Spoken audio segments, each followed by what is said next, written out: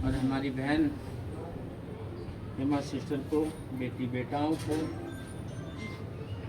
संसारिक रीति से और परिवार के सभी परिजनों को और आए हुए हम सब के लिए भी जितने इस दुख की घड़ी में शामिल हुए हैं। संसारिक रीति से ये दुख की घड़ी सहना बहुत मुश्किल है, परंतु आत्मिक रीति से अगर हम देखते हैं तो हम मनुष्यों के लिए परमेश्वर की ओर से दो घर हैं। एक घर ये है जो हमें हमारी माँ की कोख से परमेश्वर यहाँ भेजता है, और दूसरा घर जहाँ परमेश्वर विराजमान है स्वर्ग में। परमेश्वर का वचन बताता है कि वो मनुष्य को यहाँ भेजता है और जब तक चाहता है यहाँ रखता है, और उसके बाद जब वो चाहता है अपने पास बुलाता है। पवित्र शास्त्र बाइबल में वचन कहता है कि वो देने वाला और वो लेने वाला, वो देता भी अच्छे के लिए है और वो लेता भी अच्छे के लिए है।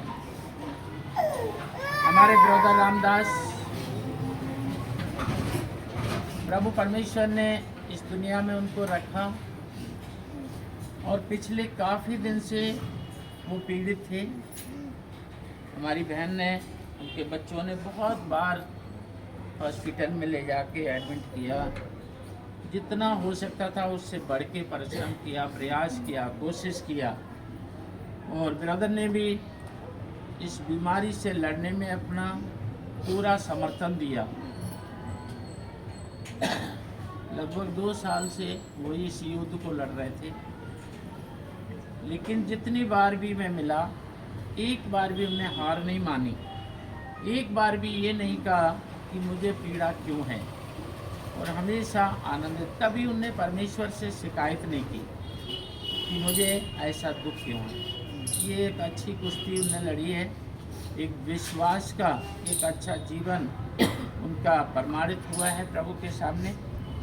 इसलिए पवित्र शास्त्र बाइबल में 1 थिस्सलुनीकियों 5:18 में लिखा है, हर बात के लिए धन्यवाद करो क्योंकि परमेश्वर की यही इच्छा है। और इस संसार में हमारे जीवन के लिए गम और खुशी दोनों है। सबोपदेशक 3 में लिखा है, एक समय खुशियाँ मनाने का होता है, एक समय नाचने कूदने का होता है, और एक समय रोने का भी होता है।